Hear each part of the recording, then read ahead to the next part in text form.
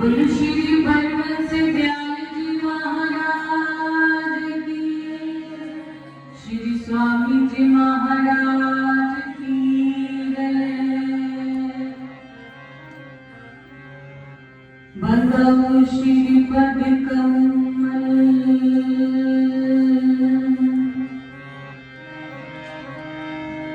कर जोड़ो सिरनाय, विघ्न विनाशक सतगुरु,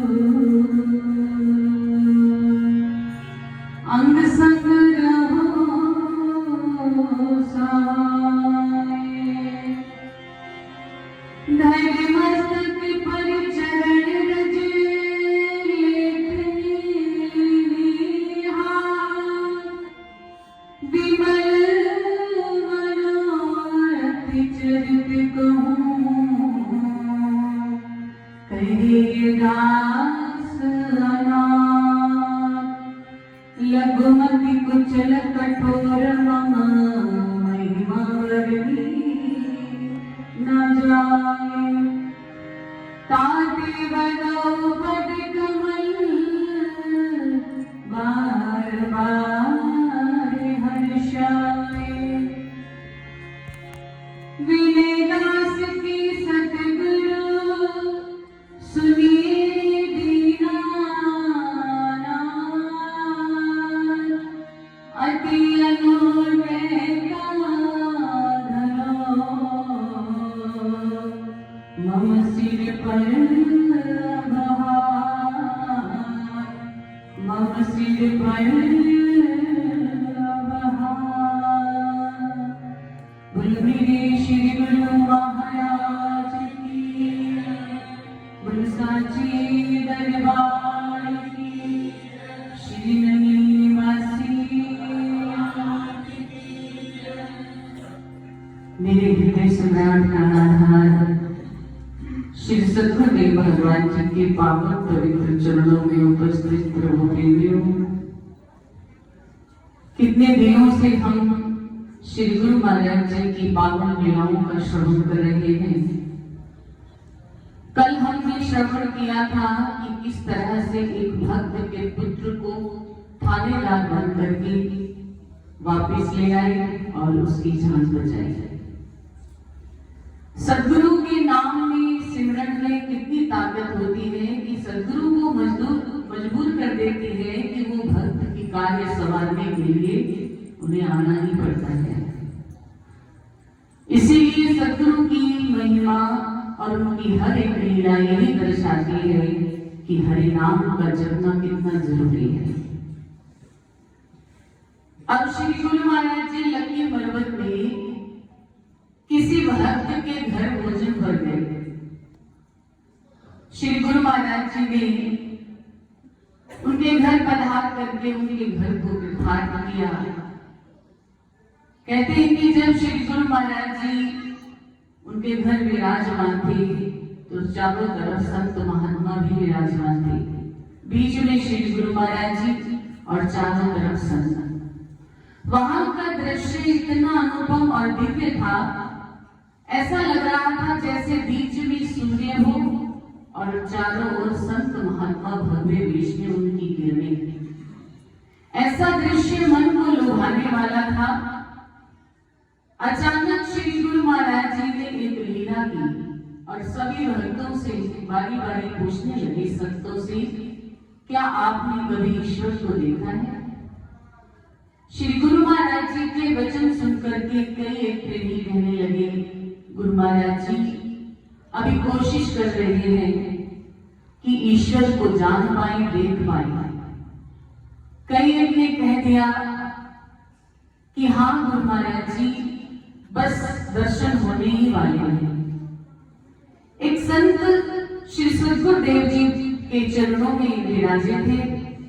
वो तत्काल ही फरमाने लगे, गुरु महाराज जी, जिस दिन से हमने आपको देखा है, आपके श्री दर्शन किए हैं, और भी कोई ईश्वर है ये मन में कभी विचार ही नहीं आया, क्योंकि हमने ईश्वर के सारे गुण आपने देखे हैं। ईश्वर क्या करते हैं? दुख दूर करते हैं, सबकी फरियाद सुनते हैं, सबकी मनोकामना पूर्ण करते हैं।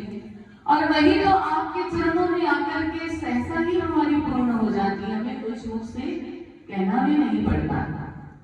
तो फिर हमें और ईश्वर से मिलने की क्या आवश्यकता है?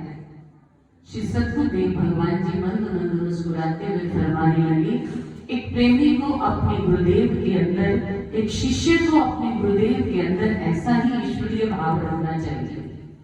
जिस दिन शिष्य ये समझ लेता है कि मेरे गुरुदेव ही मेरे ईश्वर हैं और मैं उन्हें अपने दिल का पूरा हाल सुना सकता हूँ और अपने मन के भाव उनके चरणों में अर्पण कर सकता हूँ, उसी दिन से ईश्वर के रूप में हमें सद्गुरु मिलेंगे और सद्गुरु के रूप में हमें ईश्वर के दर्शन हो जाएंगे। उसके बाद श्री गुरु महाराज जी उसी गांव में काफी दिन तक सत्संग अमृत वर्षा करते रहे। एक भक्त थे वसुंधरा राम जी, सेठ थे गांव के, थोड़ा मन में अहम भी था। कहते हैं कि जब मन के अंदर अहंकार आता है, अहम आता है, तो सच्चाई के साथ उसे जुड़ना नहीं देता, सच्चाई से और सत्य से दूर ले जाता है। सारे गांवों के सारे प्रेमी श्री गुरु महाराज जी के सत्संग में आते थे, एक वो ही गुरु महाराज जी का सत्संग सुनने नहीं आते थे। जब कोई प्रेमी उनको सत्संग के लिए कह देते कि आप बहुत पहुंचे हुए संत महात्मा यहाँ पधारे हुए हैं, उनके दर्शन करने जाइए, तो उनके मन में यही विचार होता, अगर मैं उनके पास गया तो कहीं मुझसे वो सेवा न मांग लेंगे, कहीं धन की इच्छा न रख लेंगे या कुछ मुझसे कुछ मांग ना लेंगे। हमेशा उनके मन में यही भाव आता था। वो कभी गुरु महाराज जी के दर्शन करने नहीं गए, लेकिन उनके जीवन में भी बड़ी परिस्थितियां ऐसी थी जिनमें से निकलना उनके लिए मुश्किल था। उनका ध्यान तो गुरु महाराज जी के चरणों में रहता। जब भी उनकी लीला के बारे में, सत्संग के बारे में सुनते तो मन तो करता, कहते ना कि हमारे इस शरीर में दो मन होते हैं। लोग कह देते हैं कि एक मन कहता है कि चलो सत्संग में चले और एक मन कहता है रहने दो, घर के काम छूट जाएंगे। दो मन नहीं, एक आत्मा होती है और एक मन होता है। मन जो है वो विकारों के अधीन रहता है, वो हमें सच्चाई के साथ जुड़ने नहीं देता, सत्संग सुनने नहीं देता, और आत्मा हमें बार बार पुकार करके कहती है कि एक बार चलो सत्संग में, तुम्हारा कल्याण हो जाएगा। तो सत्संग और लीला सुनने के बाद उसके मन में विचार आता था कि चलो चला ही जाता हूँ ना, लेकिन फिर मन कहता चलो छोड़ो, बड़े नहीं, कोई इच्छा ही ना रख रहे, फिर मैं ना पूरी कर पाऊंगा। ऐसे याद करते करते उसके जीवन में एक ऐसा मोड़ था आया कि उसका कोई केस चल रहा था और उस केस को खारिज होने में असमंजस थी। ऐसा लग रहा था कि उसका केस उसके पक्ष में नहीं जाएगा।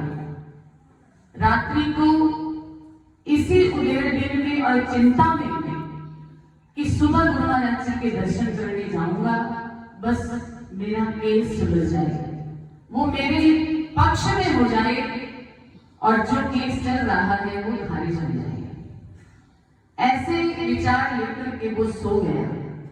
जब रात्रि को सोया तो स्वप्न में कचहरी लगी थी, कचहरी में गया और क्या देखता है कि जज के रूप में जो जज पहले होते थे वो नहीं है, आज कुछ और ही है। वो वेशभूषा देख करके लंबा चोला पहना है, आज लंबी चौड़ी काठी है, सुंदर शरीर है, चेहरे पे नूर है।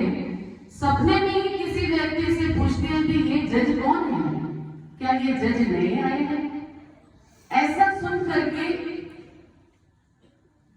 उस व्यक्ति से जो वो सपने में बात कर रहा था, तो क्या हुआ, उस जज ने फैसला उसके फेवर में सुना दिया और वो उसी खुशी में उछला और चारपाई से नीचे खुद गिर गया और उसकी नींद खुल गई। जैसे ही उसकी नींद खुली, सपने से जागा, चारों ओर ढूंढने लगा कि वो जज कहाँ है, तो उसके मन का जो एक स्वप्न में चल रहा था वो बहन समाप्त हो गया और सोचने लगा ऐसे कैसे हो सकता है। लेकिन सद्गुरुदेव भगवान की लीला कुछ अलग ही होती है। एक बार कोई मन से उन्हें याद करता है, देखो चाहे वो गलत भाव से ही याद कर रहा था कि चलो कर ही लेंगे उनके दर्शन, और याद करता करता सो गया तो सपने में क्या हुआ, श्री गुरु महाराज जी उनको दर्शन देने आए और उसका जो केस था उसे खारिज करा दिया। उसी के ही पक्ष में सुनवाई हो गई। सुबह जब वो जाने लगा कोर्ट में तो मन में विचार आया वापसी आते हुए जरूर गुरु महाराज जी के दर्शन करूंगा। जब कोर्ट गया तो वही हूबहू वाले संत एक जज के रूप में बैठे हैं और जाते ही केस की सुनवाई उसके फेवर में हो गई और वो केस जीत गया और खुशी से उछलता हुआ वो दरबार में आया। आते ही उसने श्री गुरु महाराज जी के जब दर्शन किए तो वही जज के रूप में श्री गुरु महाराज जी को यहाँ देख करके कि जो जज बने हुए थे वो तो यही है। ऐसा सुंदर स्वरूप श्री सद्गुरुदेव भगवान जी का देख करके उनके चरणों में ही लिपट गए और उनका बार बार धन्यवाद करने लगे कि आज आपने मेरे मन के विकारों को दूर करके मेरे मन के अहंकार को समाप्त कर दिया और मुझे अपना दास बना लीजिए। आज से मेरा सारा जीवन आपको ही अर्पण है। सद्गुरुदेव भगवान हम सब जीवों पर भी ऐसे ही कोई ना कोई लीलाएं करके हमें अपने पास बुलाते हैं और अपने चरणों का प्यार देते हैं, लेकिन हम कई बार समझ नहीं पाते कि उनकी लीला में क्या रहस्य है। जिस दिन हम समझ जाएंगे उसी दिन से ही हमारा जीवन सफल हो जाएगा।